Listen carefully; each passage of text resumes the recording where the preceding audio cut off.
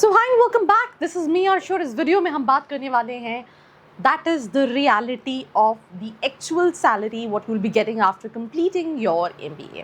We're going to talk about tier 1, tier 2 versus tier 3 category of colleges कि actual enhanced salary आपको क्या मिलने वाली है, what MBA graduates in real earns after their MBA. So we can start with the very first thing, the elite top 8, right? तो real in hand salary की बात करें तो you in general get 1.8 lakh to 2 lakh rupees every single month in your bank account, right? In some cases even top 8 में अगर हम बात करें तो इट्स जस्ट दैट कि ये अगर आप एक अच्छी कैटेगरी की प्रोफाइल पे प्लेस हुए हैं, वरना सम केसेस में स्टूडेंट्स 1,30,000 से 1,50,000 रुपये भी कमा रहे होते हैं. This is being on the discussion based on students जो कि IIM लखनऊ, IIM इंदौर जैसे कॉलेजेस में से पास आउट है. बट इन जनरल अगर हम बात करें तो 1.8 से 2 lakh rupees every single month आप अर्न करते हैं जो आपके बैंक अकाउंट में आता है. Now the CTC reality, the official placement report shows कि जो मीडियन सैलरी है वो 34.5 लाख की है.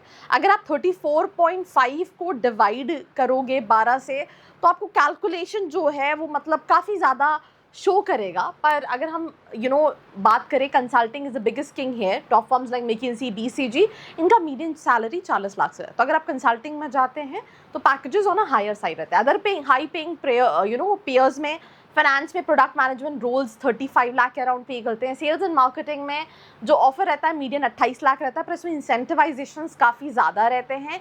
The benefit you enter at the age of 21-22, your life is completely set by 23 with massive wealth. I mean, I cannot say that because again depend करता है कि फिर आपने लाइफ में कैसे decisions लिए हैं. I have known somebody from my known जहाँ पे symbiosis से pass out कुछ लोग now they are one of the directors of the 14 colleges which comes under symbiosis. कोई अब्रॉड में सेटल्ड है और कोई अभी शायद कुछ भी नहीं कर पा रहा है. They are hardly earning 30,000-40,000 rupees, 50,000 rupees in a tier 3 city. तो आपने क्या डिसीजंस लिए हैं, कैसे मूव्स लिए हैं, इस पर भी बहुत सारी चीज़ें डिपेंड करती है. पर अगर आप इन जनरल देखो, इंडिया में कोई भी ऐसा कोर्स आप उठा लो जहाँ पे 21-22-23 साल की एज में अगर आपके पास ऑलमोस्ट 35 लाख का या 30 लाख का या 28 लाख का या 22 लाख का ऐसे ऑफर्स वाले कितने करियर ऑप्शंस है. So this is a kind of opportunities you get. But again it's not like कि सभी को ऐसा मिल रहा होता है. पर मेजॉरिटी ऑफ स्टूडेंट्स जिन्होंने कैपिटलाइज किया है, जिन्होंने अच्छा किया है tier 1 कॉलेजेस से, उनके पास ये अपॉर्चुनिटीज़ होती है. नाउ tier 2 कॉलेजेस जो कि मिड लेवल इंस्टीट्यूशंस होते हैं, राइट. तो यहाँ रियल इनहैंस सैलरी की अगर हम बात करें तो ऑफिशियल रिपोर्ट्स में ये क्लेम करते हैं 18 लाख. बट इन जनरल जितनी भी कॉलेजेस 15 लाख के आसपास का एवरेज पैकेज होता है.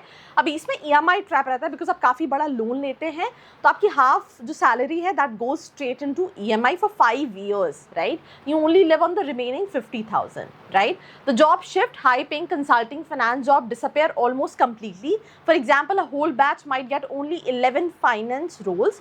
The main focus sales and marketing because the biggest savior here, offering a median 70 lakh for the majority of students. So अगर आप किसी दूसरे रोल में लोगे तो उतने पैकेजेस, इवन जो कंसल्टिंग कंपनी होती है फिर tier 2, tier 3 कॉलेजेस में उनके पैकेजेस कम होते हैं. एग्जाम्पल के तौर पे जब आप tier 1 कैटेगरी के कॉलेजेस में जाते हो, McKinsey, Bain & Company, BCG, ये सारी कंपनीज के एवरेज पैकेजेस बाकी पैकेजेस से ज़्यादा होते हैं. बट जब आप ये नीचे कैटेगरी ऑफ कॉलेजेस में जाते हैं, अगर Deloitte हायर करी है, PwC हायर करी है, EY हायर करी है, इनके पैकेजेस बाकी प्रोफाइल्स बाकी पैकेजेस से कंपैरेटिवली कम होते हैं in real, right? I'll give you a small example. I've been to a college.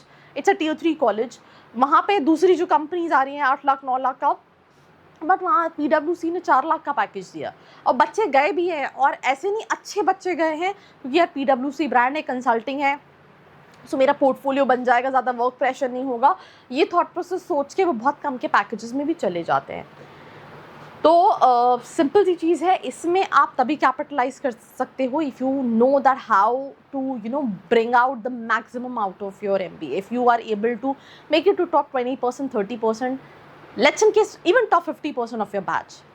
Also देखो यहाँ पे ये तो लिखा है कि ठीक है 1 लाख रुपये आप कमा रहे हो, इन हैंड आ रहा है 1 लाख रुपये, और उसके बाद आपका 50,000 रुपये है. पर आप जब जॉब स्विच करोगे, 5 साल में आप भी ग्रो करोगे तो ये बढ़ेगा. But initially for the next half year थोड़ा सा स्ट्रगल जो है वो कहीं ना कहीं तो रहता है. Now we are talking about tier 2 या टियर 3 कैटेगरी ऑफ कॉलेजेस. इसमें जो आप इनहांस सैलरी मिलेगी दैट इज 75,000 से 80,000 rupees every month in your hand. इनमें भी कुछ स्टूडेंट है. I have my student, her name is Jyoti. She is currently working with a company in Delhi called Uniqlo. Her enhance salary is around 1 lakh rupees. But again, she's among those students who know that how to grab opportunities. So students with more and more clarity, उनकी college की selections, उनका thought process के accordingly decision होता है कि उनके हाथ में कितनी सैलरी आएगी, right? So let's in case if you are still confused at what kind of colleges you really want to target in tier 2, tier 3 category, you should whether go for the brand value, you should whether go for the ROI, the kind of profiles, the description में profile analysis form है fill करके, you can ask all your queries and questions. So simple सी चीज़ है, CETC reality, you know यहाँ पे 15 लाख नहीं show किया जाता. It's absolutely a wrong figure, right. But यहाँ पे एवरेज पैकेज आप मान के चलो 8, 9, 10 लाख का एवरेज पैकेज रहता है. लोकेशन स्पेसिफिक रीजनल फोर्स रहते हैं, स्मॉल टाउन विलेजेस में ऑफर्स रहते हैं. अगर around 30% students land jobs in cities like Mumbai, right. Banks hire करते हैं, फाइनेंशियल सर्विसेज हायर करती है, fast moving consumer FMCG companies hire करती हैं. सो यहाँ पे पर आप इन हैंड 75 से 80 हज़ार रुपये कमा सकते हो. That is reality. भले मीडियन पैकेज जो है 15 लाख हो या ना हो. तो सिंपल सी चीज़ है. The final take away is marketing का पावर है. इसमें आप किसी भी कैटेगरी में अगर आपको सही में पसंद है भर भर के पैसा कमा सकते हो.